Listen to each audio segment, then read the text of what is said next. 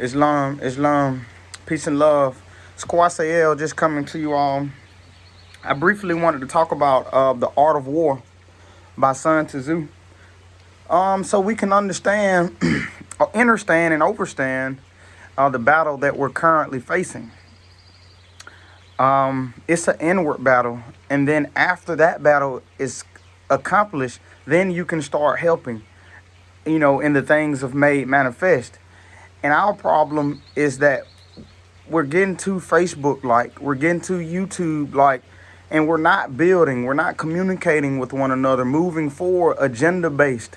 We're just kind of randomly doing things, wanting to sound intelligent, but nothing's happening, And so nobody's going to these international discussions, etc. And we only can do that is when we start thinking as one. And so we got to clear up confusion, and we need to declare our nationality. You need to have your presentments as it's only a claim of who you are. But if you haven't even declared your nationality on paper, you can't think that you really, anything different than a United States citizen. Because if you did, why haven't you done so publicly?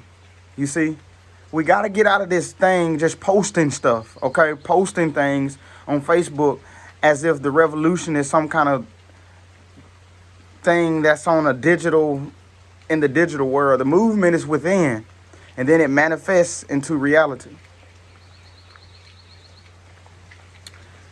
I'm only looking for Moors that are sincere, that think their conditions can be better.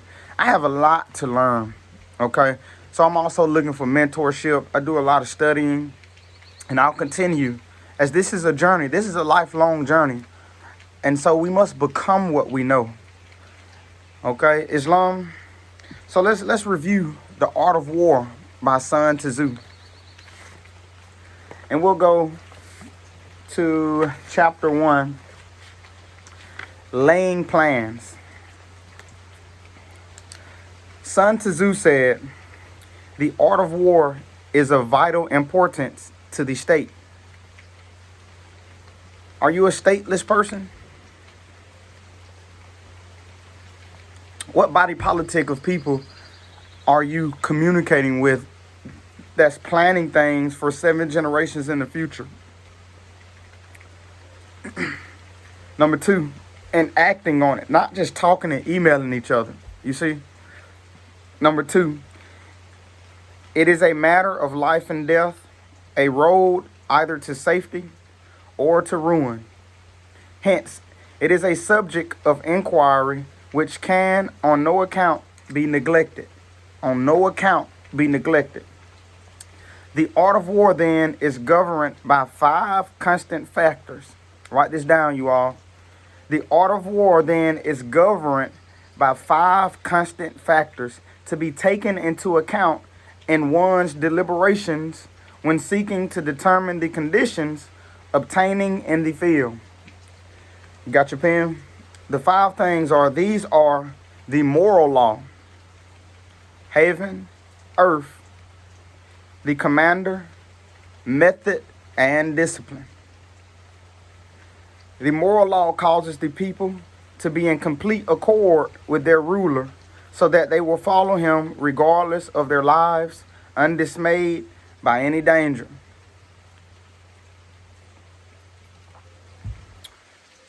Heaven signifies night and day, cold and heat, times and seasons. Earth compromises distances, great and small, danger and security, open ground and narrow passes, the chances of life and death. The commander stands for the virtues of wisdom, sincerity, benevolence, courage, and strictness. By method and discipline are to be understood the marshalling of the army in its proper subdivisions, the graduations of rank among the officers, the maintenance of roads by which supplies may reach the army, and the control of military expenditure.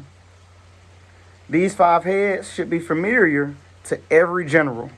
He who knows them will be victorious. He who knows them not will fail. Therefore, in your deliberations, when seeking to determine the military conditions, let them be made the basis of comparison in the wise. 1. Which of the two sovereigns is imbued with the moral law? Which of the two generals has most ability? Which whom lie the advantages derived from heaven and earth? On which side is discipline most rigorously enforced? Which army is stronger? On which side are officers and men more highly trained? In which army is there greater constancy, both in reward and punishment?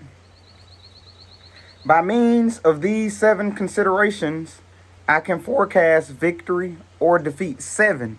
You see that it's still in harmony with your ancient selves? The number of completion, the 7 stages of development. You see? So take notes, you all, and be sincere, as we have a job to do for the babies. Islam. By means of these 7 considerations, I can forecast victory or defeat. The general that hearkens to my counsel and acts upon it will conquer. Let such a one be retained in command. The general that hearkens not to my counsel nor acts upon it will suffer defeat. Let such a one be dismissed. While heading the profit of my counsel, avail yourself also of any helpful circumstances over and beyond the ordinary rules. Accordingly, as circumstances are favorable, one should modify one's plan. All warfare is based on deception. All warfare is based on deception. Hence, when able to attack, we must seem unable. When using our forces, we must seem inactive. When we are near, we must make the enemy believe we are far. When we are far, we must make him believe we are near. Hold out baits to entice the enemy, feign disorder, and crush him. The corona, disorder. Do you see that it's being used against you? Disorder. You're at war, you are. They want you to be on your toes, thinking that it's an end coming. You know, when the end starts within. If he is secure at all points, be prepared for him. If he is in superior strength, evade him. If your opponent is of choleric temper, seek to irritate him. Pretend to be weak, that he may grow arrogant. If he is taking his ease, give him no rest. If his forces are united, separate them. If his forces are united, separate him. You know how there's people talking about temple Moors, then they're talking about these Moors, then they're talking about as if they're part of the movement sincerely. It said part of the war is to separate them. You see? Either you're a Moor or not inwardly in your act and your behavior, and not in word, but in deed and action. Attack him where he is unprepared. Appear where you are not expected. These military devices leading to victory must not be divulged beforehand.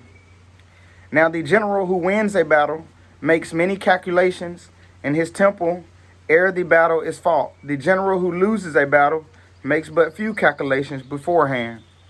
Thus do many calculations lead to victory and few calculations to defeat. How much more no calculation at all? It is by attention to this point that I can foresee who is likely to win or lose. It is equivalent to 20 from one's own store. Now, in order to kill the enemy, our men must be roused to anger, that there may be advantage from defeating the enemy. They must have their reward. Therefore, in chariot fighting, when 10 or more chariots have been taken, those should be rewarded who took the first. Our own flags should be substituted for those of the enemy, and the chariots mingle and used in conjunction with ours. The captured soldiers should be kindly treated and kept. This is called using the conquered foe to augment one's own strength. In war, then, let your great object be victory, not lengthy campaigns. Thus, it may be known that the leader of armies is the arbiter of the people's fate, the man on whom it depends whether the nation shall be at peace or in peril. Attack by stratagem. Sun Tzu said, in the practical art of war, the best thing of all of us is to take the enemy's country, whole and intact. To shatter and destroy it is not so good. So too, it is better to recapture an army entire than to destroy it. To capture a regiment, a detachment, or a company entire than to destroy it.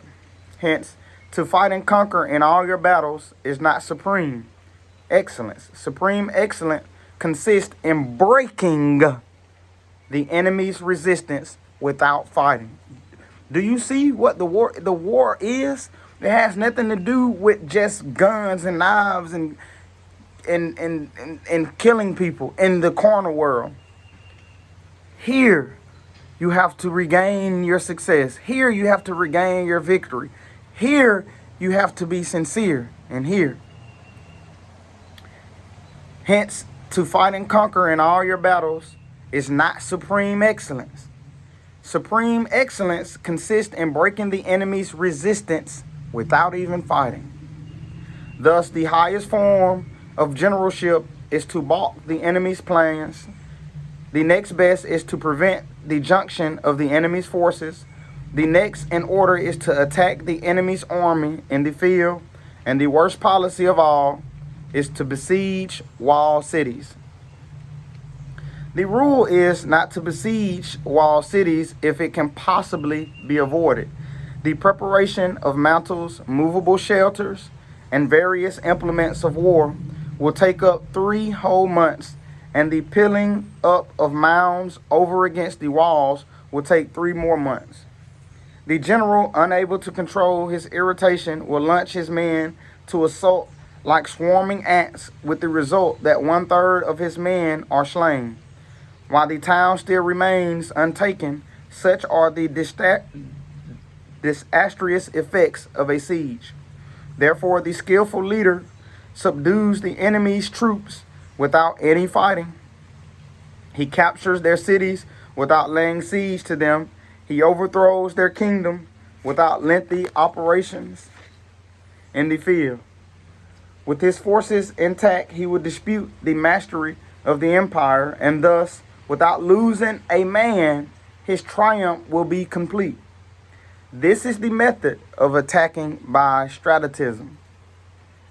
It is rule of war, if our forces are 10 to an enemy's 1, to surround him. Okay? Remember that.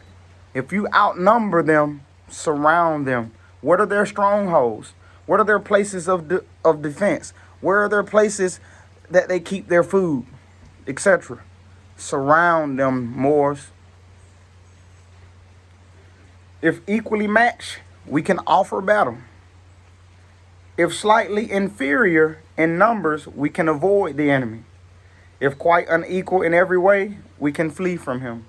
Hence, though an obstinate fight may be made by a small force, in the end it must be captured by a larger force. Now, the general is the bulwark of the state. If the bulwark is complete at all points, the state will be strong. If the bulwark is defective, the state will be weak.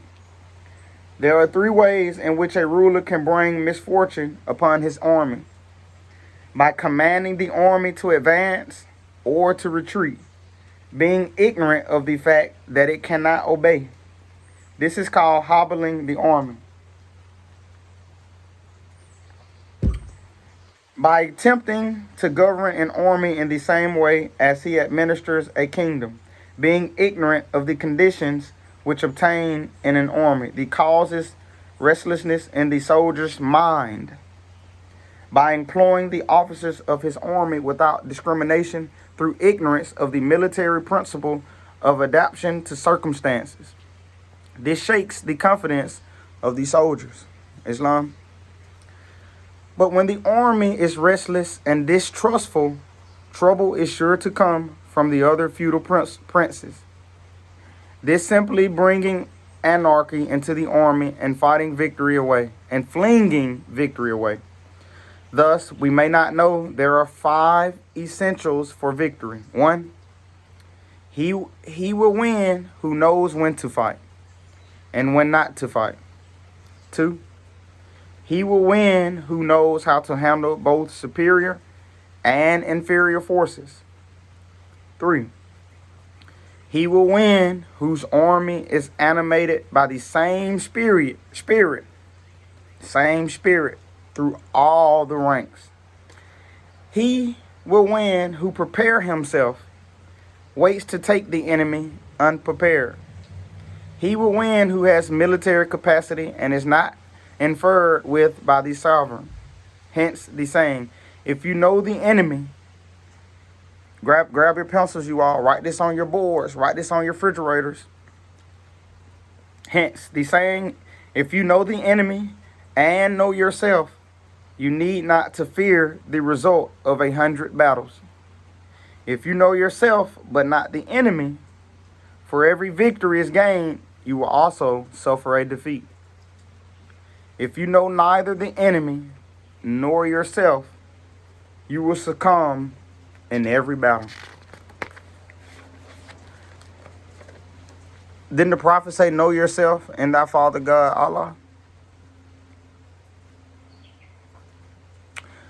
Then the prophet teach you to be yourself, to know thyself.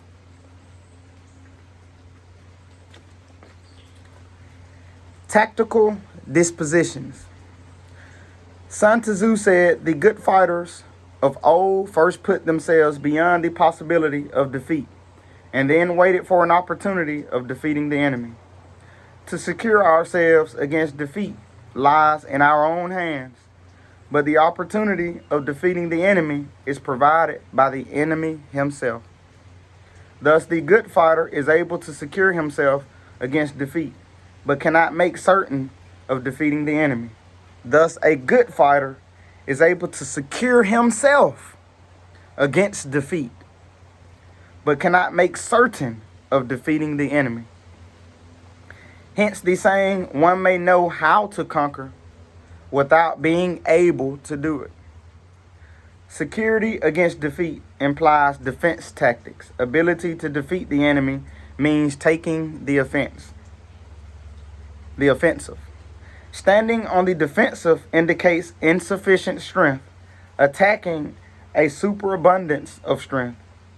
The general who is skilled in defense hides in most secret recesses of the earth. He who is skilled in attack flashes forth from the topmost heights of heaven. Thus, on one hand, we have the ability to protect ourselves. On the other, a victory is complete. To see victory only when it is within the ken of the common herd is not the acrum of excellence. Neither is the acrum of excellence if you fight and conquer and the whole empire says, well done.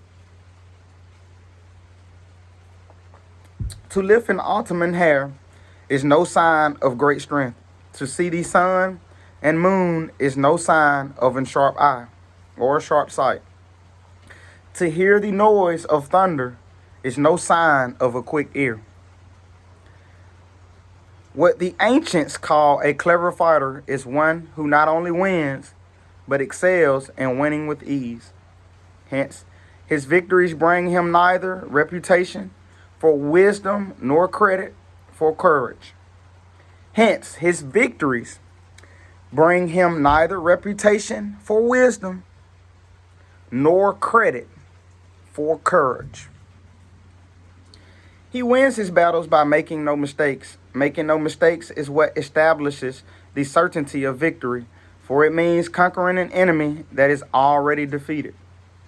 Hence, this skillful fighter puts himself into a position which makes defeat impossible and does not miss the moment for defeating the enemy. Thus, it is that in war, the victorious strategist only seeks battle after the victory has been won. Do you see? It says, thus, it is that in the victorious strategist only seeks battle after the victory has been won. So that means it starts here. It's chess first, getting your positions together, declaring your nationality, having your weaponry, having your treasurer, having your medicines, having your gardens, before you can even move forward. Do you see? The consummate leader cultivates the moral law and strictly adheres to method and discipline. Thus, it is in his power to control success. In respect of military method, we have firstly, measurement, secondly, estimation of quantity, thirdly, calculation. All of this is calculation. I, self, law, am master. Law. You measure before you cut. Islam. In respect of military method, we have firstly, measurement, secondly, estimation of quantity, thirdly, calculation, fourthly, balancing of chances, fifthly, victory. Measurement owes its existence to earth, estimation of quantity to measurement, calculation to estimation of quantity, balancing of chances to calculation, and victory to balancing of chances. A victorious army opposed to a routed one is a pound's weight placed in the scale against a single grain. The onrush of a conquering force is like the bursting of pent-up waters in a chasm of 1,000 fathoms deep.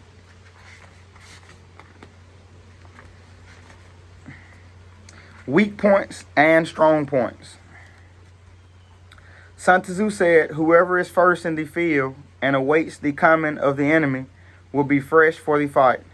Whoever is second in the field has no hastening to battle will arrive exhausted. Therefore, the clever combatant imposes his will on the enemy, but does not allow the enemy's will to be imposed on him. By holding out advantages to him, he can cause the enemy to approach of his own accord, or by inflicting damage, he can make it impossible for the enemy to draw near. If the enemy is taking his ease, he can harass. If well supplied with food, he can starve him out. If quietly encamped, he can force him to move. Appear at points which the enemy must hasten to defend. March swiftly to places where you are not expected. An army may march great distance without distress if it marches through a country where the enemy is not. Go read in the King James Version when Moses brought the Israelites out of Egypt. It's telling you the art of war then. He went through the desert so he wouldn't have to go fight. Islam. To prepare his army. And this is where, they built, the tabernacle and wrote on the stones, and he was teaching the people how to love themselves. You can be sure of succeeding if you only attack places which are undefended. You can ensure the safety of your defense if you only hold positions that cannot be attacked. Hence, the general is skillful in attack whose opponent does not know what to defend, and he is skillful in defense whose opponent does not know what to attack. So in case of war, what are you even attacking? What are you even defending? Specifically. O divine art of subtlety and secrecy, though we learn to be invisible, through you inaudible, and hence we can hold the enemy's fate in our hands.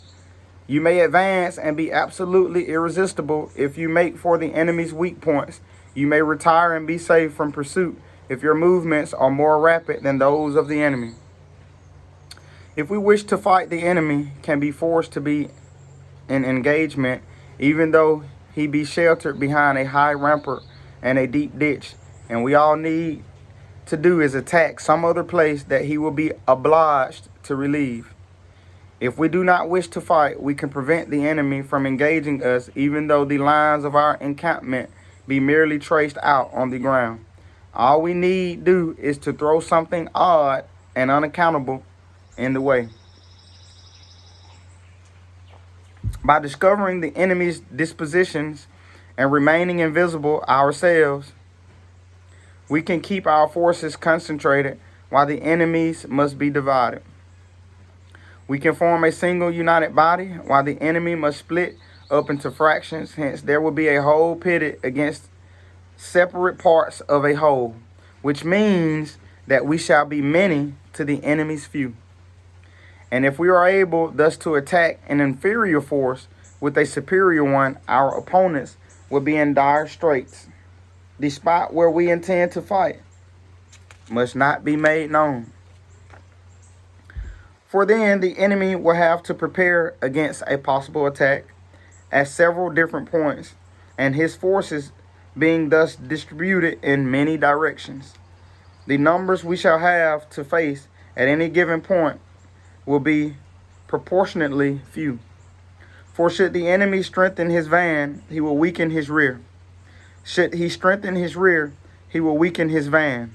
Should he strengthen his left, you got it, he will weaken his right. Should he strengthen his right, he will weaken his left. Islam, like, subscribe, press the like button, subscribe and share. Let's get the information out. Each one teach one, reach one. The Art of War by Sun Tzu.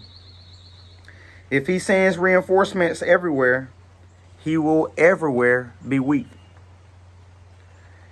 Numerical weakness comes from having to prepare against possible attacks. Numerical strength from compelling our adversary to make these preparations against us. Knowing the place and the time of the coming battle, we may concentrate from the greatest distance in order to fight. But if neither time nor place be known, then the left wing will be impotent to secure the right equally impotent to succor the left, the van unable to relieve the rear, or the rear to support the van. How much more so if the furthest proportions of the army are anything under 100 apart, and even the nearest are separated by several. Though, according to my estimate, the soldiers of you exceeded our own in number, that shall advantage them nothing in the matter of victory. I say then that victory can be achieved. Though the enemy be stronger in numbers, we may prevent him from fighting. Though the Moors may be stronger in numbers, we'll prevent them from fighting. Though the enemy be stronger in numbers, we may prevent him from fighting. Scheme so as to discover his plans and likelihood of their success.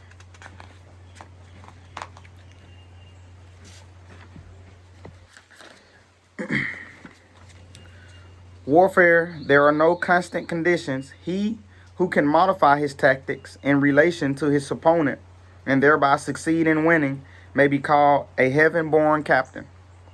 The 5 elements, water, fire, wood, metal, earth, are not always equally predominant. The 4 seasons make way for each other in turn. There are short days and long. The moon has its periods of waning and waxing. Maneuvering. Sun Tzu said, in war, the general receives his commands from the sovereign. Having collected an army and concentrated his forces, he must blend and harmonize the different elements, therefore, before pitching his camp. After that comes tactical maneuvering, that which there is nothing more difficult. The difficulty of tactical maneuvering consists and turning the devious into the direct, and the misfortune into gain. Thus, to take a long and circuitous route after enticing the enemy out of the way, and those starting after him to contrive to reach the goal before him, shows knowledge of the artifice of deviation. Maneuvering with an army is advantageous, with an undisciplined multitude most dangerous.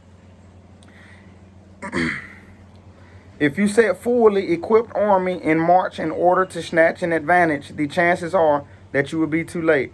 On the other hand, to detach a flying column for the purpose involves the sacrifice of its baggage and stores.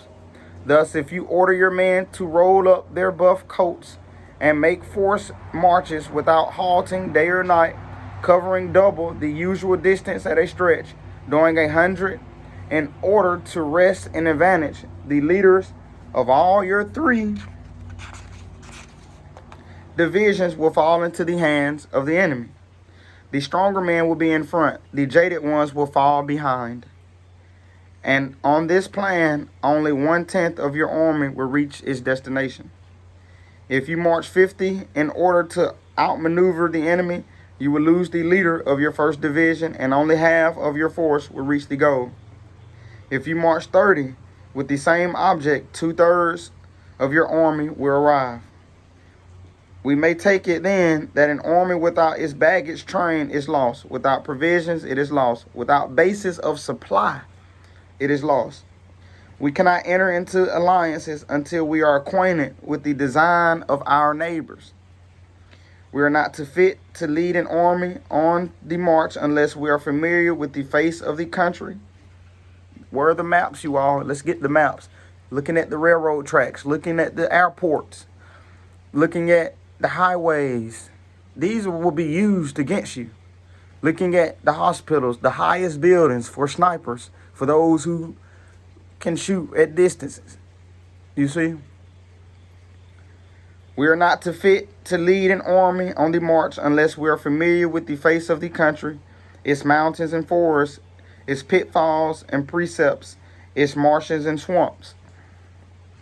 We shall be unable to turn natural advantage to account unless we make use of local guides. In war practice, this simulation, you will succeed. Whether to concentrate or to divide your troops must be decided by circumstances. Let your rapidly be that of the wind, your competences that of the forest. In raiding and plundering be like fire, immovability like a mountain. Let your plans be dark and impenetrable as night, and when you move, fall like a thunderbolt. When you plunder a countryside, let the spoil be divided amongst your men. When you capture your new territory, cut it up into elements for the benefit of the soldiery. Ponder and deliberate before you make a move. He will conquer who has learnt the artifice of deviation. Such is the art of maneuvering. The Book of Army Management says, write that down, you all. The Book of Management, of Army Management. I'll underline that. We need to read that and comprehend it. The Book of Army Management says, on the field of battle, the spoken word does not carry far enough. Hence, the institution of gongs and drums, nor can ordinary objects be seen clearly enough. Hence, the institution of banners and flags. Gongs and drums, banners and flags are means whereby the ears and eyes of the host may be focused on one particular point. The host thus forming a single united body. It is impossible either for the brave to advance alone or for the cowardly to retreat alone. This is the art of handling large masses of men. Symbolism, you all. This is how you control bodies of people. Flags, symbols, sounds. Do you have that? And do everyone know what to move on based off of these symbols and sounds? Islam? The host, thus forming a single unit body, is it impossible either for the brave to advance alone or for the cowardly to retreat alone? This is the art of handling a large masses of men. In night fighting, then, make such use of signal fires and drums, and in fighting by day, of flags and banners as a means of influencing the ears and eyes of your army. A whole army may be robbed of his spirit. A commander-in-chief may be robbed of his presence of mind. Now a soldier's spirit is keenest in the morning. By noonday it has begun to flag. And in the evening his mind is bent, only to returning to count. A clever general, therefore, avoids an army when its spirit is keen, but attacks it when it's sluggish and inclined to return. This is the art of studying moods. Discipline and calm to await the appearance of disorder and hub amongst the enemy. This is the art of retaining self-possessions. To be near the goal while the army is still far from it. To wait at ease while the enemy is toiling and struggling. To be well fed while the enemy is famished. This is the art of husbanding one's strength. To refrain from intercepting the enemy whose banners are in perfect order. To refrain from attacking an army drawn up in calm and confident array. This is the art of studying circumstances. It is a military axiom not to advance uphill against the enemy, nor to oppose him when he comes downhill. Do not pursue an enemy who simulates fight. Do not attack soldiers whose temper is keen. Do not swallow bait offered by the enemy. Do not interfere with an enemy that is returning home. When you surround an army, leave an outlet free. Do not press a desperate foe too hard. Such is the art of warfare. So even when you're attacking, what is your path to leave? And how many paths do you have to leave? Because you may be infiltrated.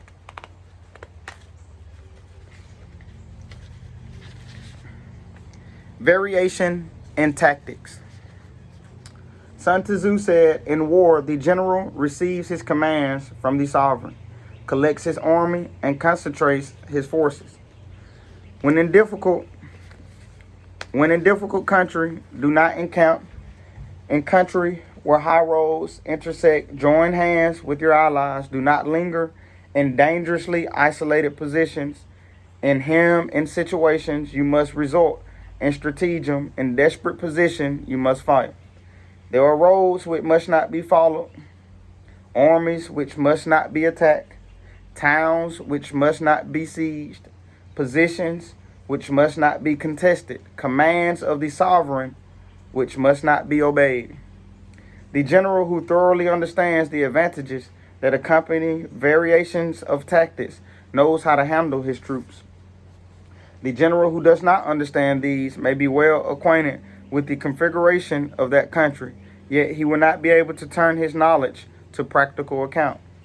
So the student of war who is unversed in the art of war, varying his plans, even though he be acquainted with the 5 advantages, will fail to make the best use of his men. Hence, in the wise leader's plans, considerations of advantage and of disadvantage will be blended together. If our expectation of advantage be tempered in this way, we may succeed in accomplishing the essential part of our schemes. If, on the other hand, in the midst of difficulties, we are always ready to siege an advantage, we may extricate ourselves from misfortune. Reduce the hostile chiefs by inflicting damage on them and make trouble for them and keep them constantly engaged. Hold out specious allurements and make them rush to any given point. The art of war teaches us to rely not on the likelihood of the enemies not coming. The art of war teaches us not to rely on the likelihood of the enemies not coming, but on our own readiness to receive him. Not on the chance of his not attacking, but rather on the fact that we have made our position unassailable. There are 5 dangerous faults. Get your pen, you all. Write down the 5 dangerous faults. There are 5 dangerous faults which may affect a general. Recklessness, which leads to destruction. Cowardness, which leads to capture. A hasty temper, which can provoke by insults. A delicacy of honor, which is sensitive to shame. Over solitude of his man, which exposes him to worry and trouble. These are the 5 besetting sins of a general, ruinous to the conduct of war. When an army is overthrown and its leader slain, the cause will surely be found among these 5 dangerous faults. Let them be a subject of meditation. Let them be a subject of meditation. Let's talk about that again. There are 5 dangerous faults which may affect a general. 1, recklessness, which leads to destruction. 2, cowardness, which leads to capture. 3, a hasty temper, which can be provoked by insults. 4, a delicacy of honor, which is sensitive to shame. 5, over solicitude for his man, which exposes him to worry and trouble. These are the 5 besetting sins of a general, ruinous to conduct of war. When an army is overthrown and its leader slain, the cause will surely be found among these 5 dangerous faults. Let them be a form of meditation.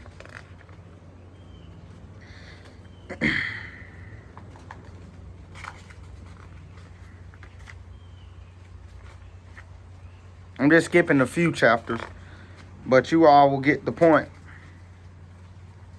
And just download it. It's free. The Art of War by Sun Tzu.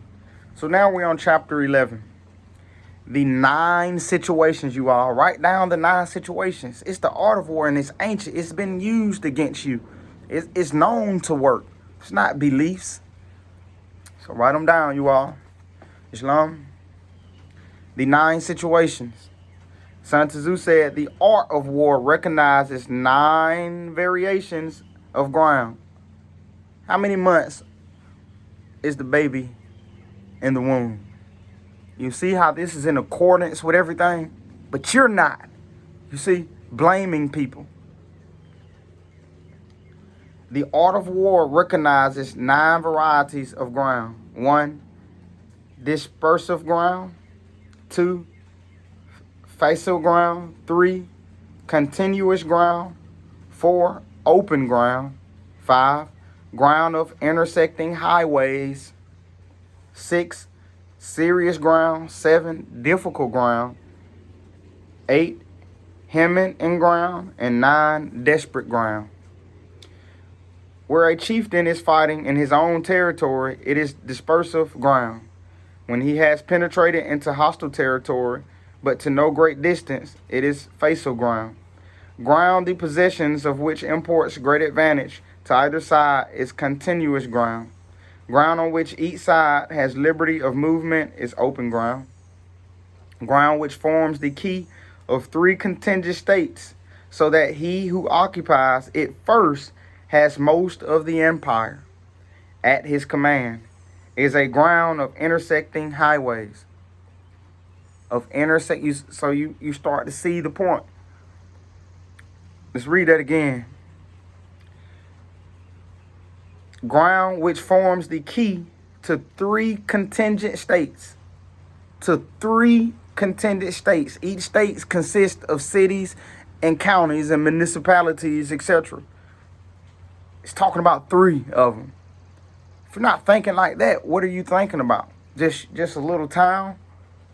Expand your thoughts and strategize based off that down, not low up. Islam. When an army has penetrated into the heart of a hostile country, leaving a number of fortified cities in its rear, it is a serious ground. Mountain forests, rugged steeps, marshes, and fens, all country that is hard to traverse, that is difficult ground.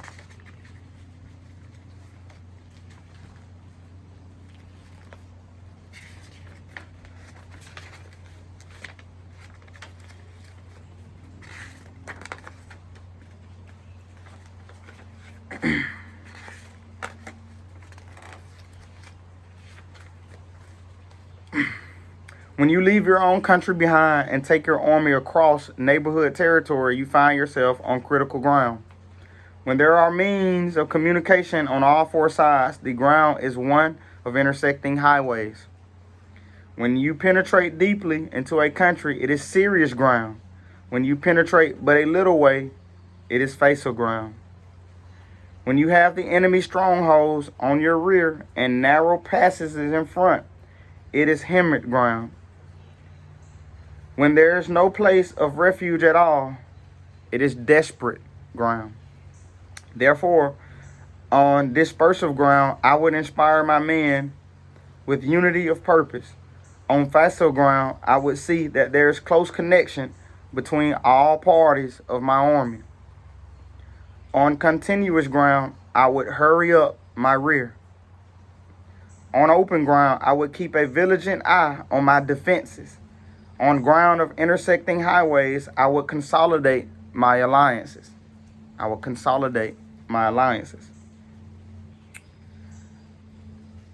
On serious ground, I would try to ensure a continuous stream of supplies. Water, food, ammo, etc.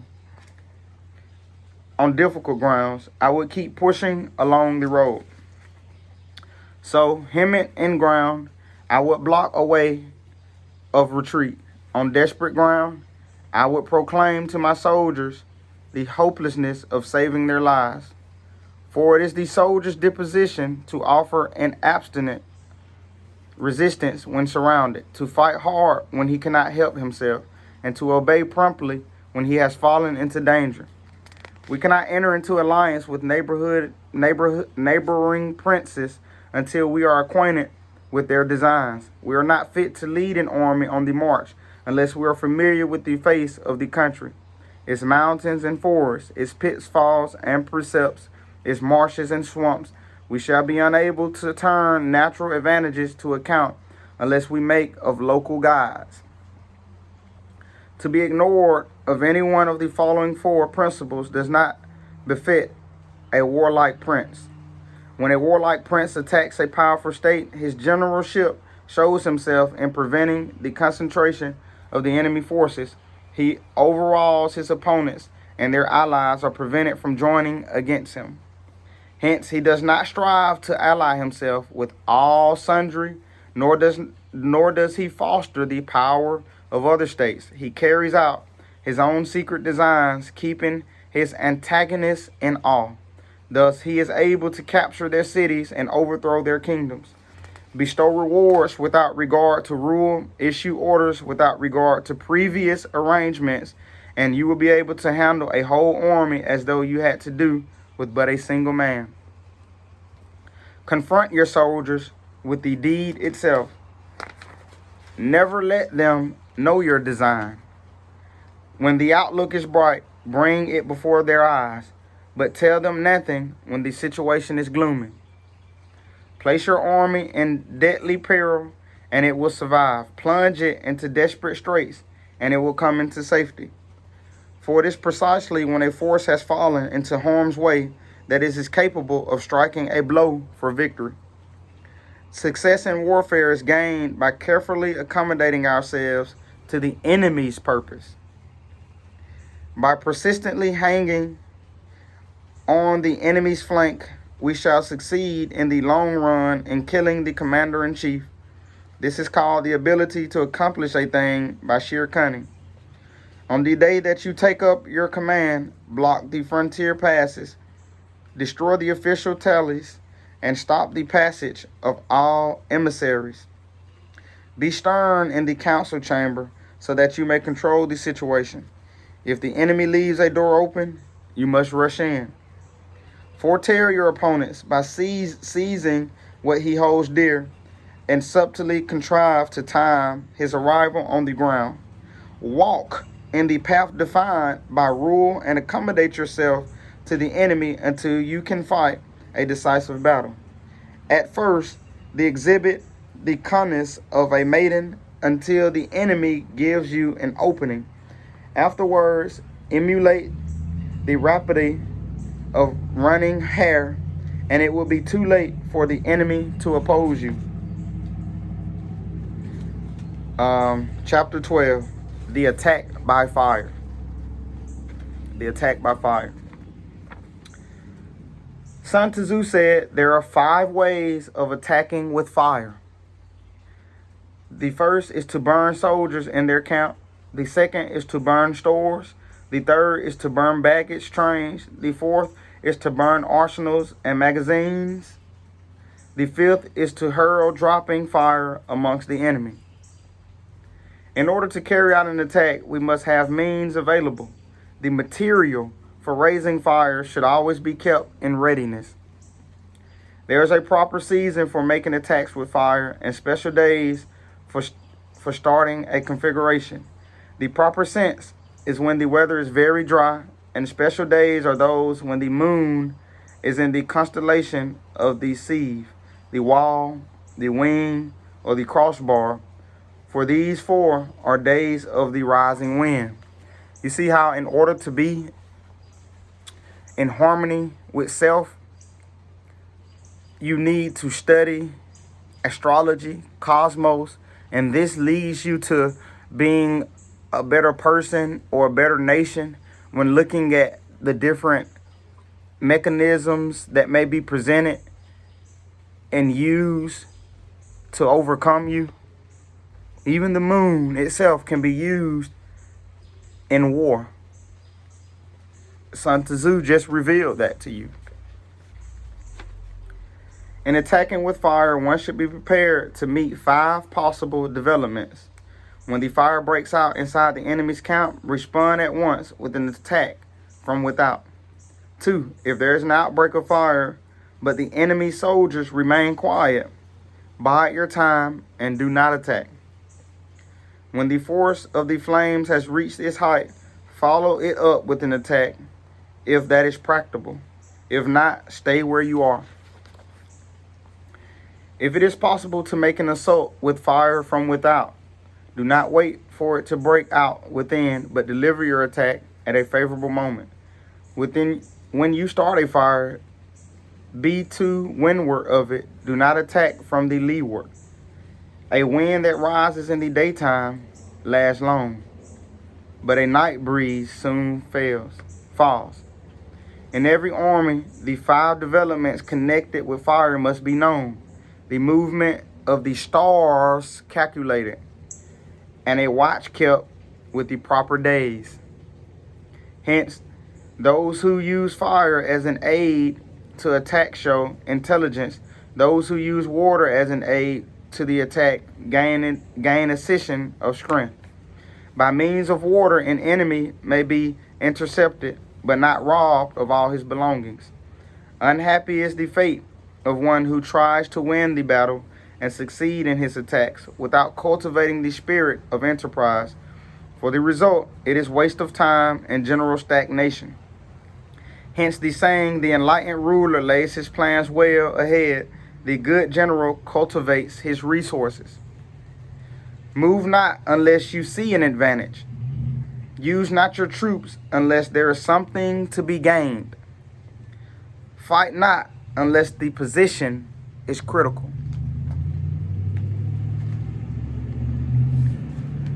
No ruler should put troops into the field merely to gratify his own spleen. No general should fight a battle simply out of pique. If it is your advantage, make a forward move. If not, stay where you are. Anger may in time change to gladness. Vection may be succeeded by content.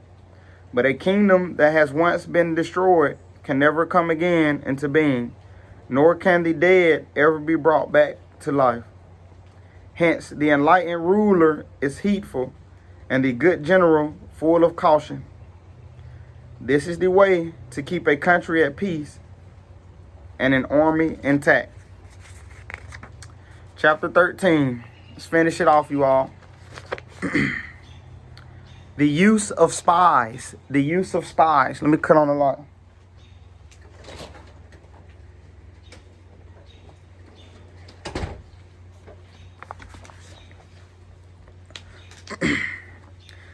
The use of spies. Sun Tzu said, raising a host of 100,000 men and marching them great distance entails heavy loss on the people and a drain on the resources of the state. The daily expenditure will amount to 1,000 ounces of silver. There will be commotion at home and abroad, and men will drop down exhausted on the highways. As many as 700,000 families will be impeded in their labor. Hostile armies may face each other for years, striving for victory, which is decided in a single day. This being so, to remain in ignorance of the enemy's condition simply because one grudges the outlay of 100 ounces of silver in honors and emoluments is the height of inhumanity. One who acts thus is no leader of men, no present to help his own sovereign, to master of victory. Thus, what enables the wise sovereign and the good general to strike and conquer and achieve things beyond the reach of ordinary men is foreknowledge. Now, this foreknowledge cannot be elicit from spirits.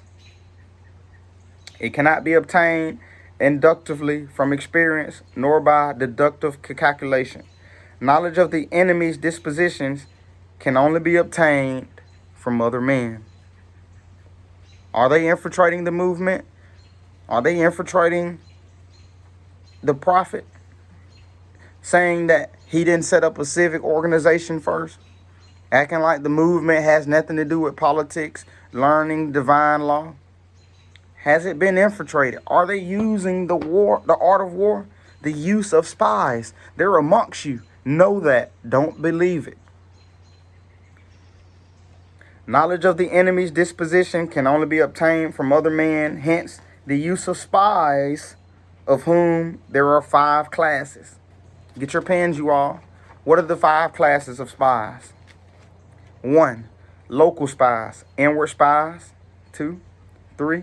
Converted spies. 4. Doomed spies. 5. Surviving spies. When these 5 kinds of spies are all at work, none can discover the secret system. This is called divine manipulation of the threads. It is the sovereign's most precious facility. Having local spies means employing the services of the inhabitants of a district. Having inward spies, making use of officials of the enemy. Having converted spies, getting hold of the enemy spies and using them for our own purposes. Having doomed spies, doing certain things openly for purposes of deception. Doing things openly for purposes of deception. You see, you got these Facebook Moors, so-called, these spies, these infiltrators, just posting misinformation. But this is the art. They've been conquered mentally, and they're against the movement. And so we have to be able to recognize the art and how to counter that. Counter the misinformation. Having inward spies, making use of officials of the enemy. Having converted spies, getting hold of the enemy spies and using them for our own purposes. Having doomed spies, doing certain things openly for purposes of deception and allowing our spies to know of them and report them to the enemy. Surviving spies, finally, are those who bring back news from the enemy's camp. Hence, it is that which none in the whole army are more intimate relations to be maintained than that with spies. None should be more liberally rewarded, and no other business should greater secrecy be preserved. Spies cannot be usefully employed without a certain intuitive sagacity. They cannot be properly managed without benevolence and straightforwardness. Without subtle ingenuity of mind, one cannot make certain of the truth of their reports. Be subtle, and use your spies for every kind of business. If a secret piece of news is divulged by a spy before the time is right, he must be put to death together with the man to whom the secret was told. Whether the object be to crush an army, to storm a city, or to assassinate an individual, it is always necessary to begin by finding out the names of the attendants, the aides de camp, and the doorkeepers and sentries of general in command. Our spies must be commissioned to ascertain these. The enemy spies who have come to spy on us must be sought out. Identify these spies. Let them think that they're manipulating the movement. And then they'll be removed. And we know who the spies are. Islam. The enemy spies who have come to spy on us must be sought out, tempered with bribes, led away, and comfortably housed. Thus, they will become converted spies and available for our services. It is through the information brought by the converted spy that we are able to acquire and employ local and inward spies. It is owing to his information, again, that we cause the doomed spy to carry false tidings to the enemy. Lastly, it is by his information that the surviving spy can be used on appointed occasions. The end and aim of spying and all its 5 variety is knowledge of the enemy. And this knowledge can only be derived in first instance from the converted spy. Hence, it is essential that the converted spy be treated with the utmost liberality. Of old, the rise of the Yin dynasty, which due to I Chen, who had served under Hesi.